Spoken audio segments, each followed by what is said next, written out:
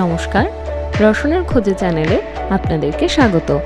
আজ বানাচ্ছি নিরামিষ ধোকার ডালনা। প্রথমে একটা পাত্রে ছোলার ডাল ভিজিয়ে রাখবো, নারকেল কোড়া লাগবে, আর তার সাথে লাগবে ভিজিয়ে রাখা সয়াবিন। সয়াবিনটাকে উষ্ণ গরম জলে কিছুটা নুন দিয়ে ভিজিয়ে রাখবো। এরপর একটা মিক্সার গ্রাইন্ডারে ভিজিয়ে রাখা সয়াবিন আর ছোলার ডালটাকে ভালো করে গ্রাইন্ড করে নেব।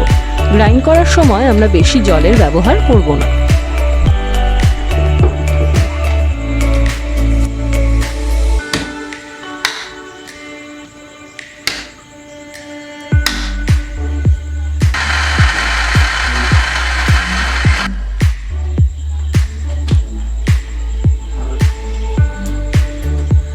মিশ্রণটাকে আলাদা করে সরিয়ে রেখে দেব।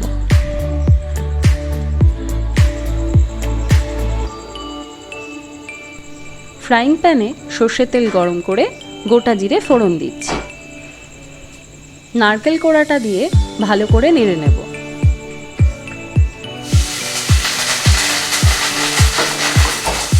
এরপর দিয়ে দিচ্ছি ঘি, নুন, হলুদ গুঁড়ো, জিরে গুঁড়ো, ধনে গুঁড়ো, গরম মশলার গুঁড়ো, কাশ্মীরি লাল লঙ্কার গুঁড়ো, আদা বাটা আর কাঁচা লঙ্কা বাটা ভালো করে ভেজে নেব।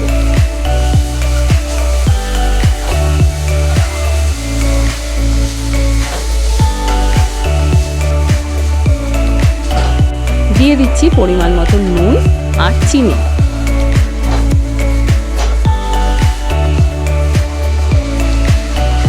ভালো করে ভাজা হয়ে গেলে আগে থেকে গ্রাইন্ড করে রাখা মিশ্রণটি এর মধ্যে দিয়ে দেব।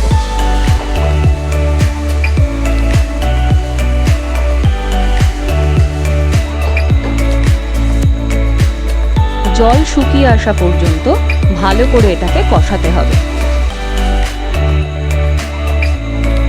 জলটা শুকিয়ে এলে এবার একটা আলাদা থালাতে কিছুটা রিফাইন তেল ভালো করে মাখিয়ে নিতে হবে এবং মিশ্রণটিকে চারিদিক দিয়ে সমান করে ছড়িয়ে রাখতে হবে।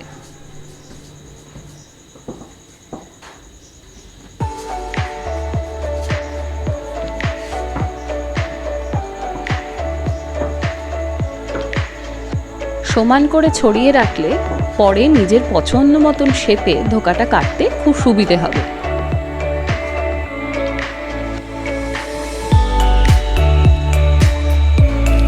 এরপর একটা বড় কড়াইতে সর্ষের তেল গরম করে নিচ্ছি। তেলটা গরম হয়ে গেলে আগে থেকে কেটে রাখা আলুগুলোকে ভালো করে গোল্ডেন কালার হওয়া পর্যন্ত ভেজে নেব।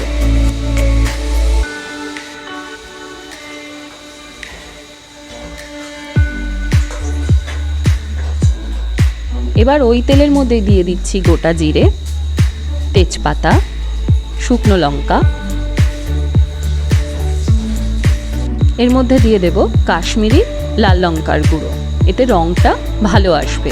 দিয়ে দিচ্ছি ধনে গুঁড়ো, জিরে গুঁড়ো, দিচ্ছি আদা বাটা। এই রান্নাটাতে কিন্তু অনেকটা আদা ব্যবহার করতে হবে, কারণ সয়াবিন অনেকটা আদা অ্যাবজর্ব করে দেয়। এরপর দিয়ে দিচ্ছি কাঁচা লঙ্কা বাটা। মাঝে মাঝে জল দিয়ে মশলাটাকে ভালো করে কষাতে হবে। দিয়ে দেব পরিমাণ মতো নুন, চিনি।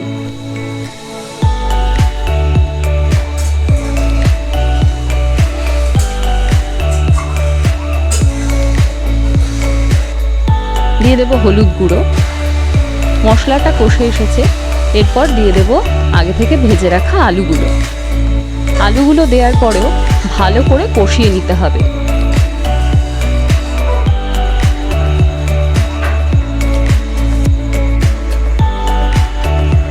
মশলা থেকে আস্তে আস্তে তেল ছাড়তে শুরু করা পর্যন্ত আমাদেরকে ভালো করে মিশ্রণটাকে কষিয়ে যেতে হবে।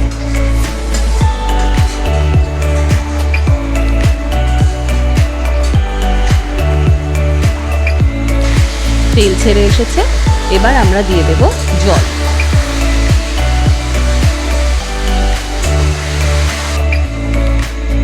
পরিমাণ মতন জল দিয়ে মিশ্রণটিকে ভালো করে ফুটতে দিতে হবে। এদিকে আমাদের ধোকাটা প্রায় ঠান্ডা হয়ে এসেছে। আমরা এখানে নিজেদের পছন্দ মতন শেপে কেটে নিচ্ছি। আমরা এখানে শেপটাকে বড় এবং চৌকো চৌকো রাখতে চেষ্টা করেছি। আপনারা চাইলে আপনাদের নিজেদের পছন্দ মতো শেপে এবং সাইজে কেটে নিতে পারেন।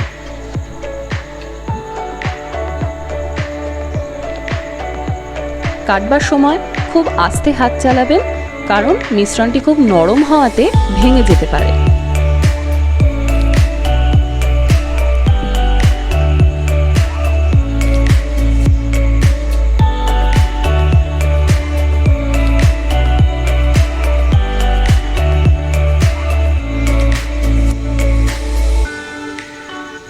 ফ্রাইং প্যানে তেল দিয়ে আমরা আস্তে আস্তে একটা একটা করে ধোকা ভেজে নেব। ভাজবার সময় খুব হালকা হাতে এগুলোকে উল্টাতে পাল্টাতে হবে, না হলে কিন্তু ভেঙে যেতে পারে।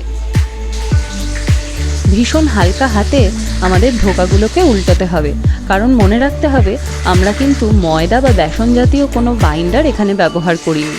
শুধুমাত্র ছোলার ডাল, নারকোল আর সয়াবিনের ব্যবহার হয়েছে। এরপর প্লেটে সুন্দর করে ধোকাগুলোকে সাজিয়ে তার উপরে ঝোল এবং আলু দিয়ে পরিবেশন করুন নিরামিষ ধোকার ডালনা। মনে রাখবেন ধোকাগুলো কিন্তু অনেকটা ঝোল অ্যাবজর্ব করে নিতে পারে, সেই অনুযায়ী আপনারা ঝোল দিয়ে পাত্রে পরিবেশন করতে পারেন।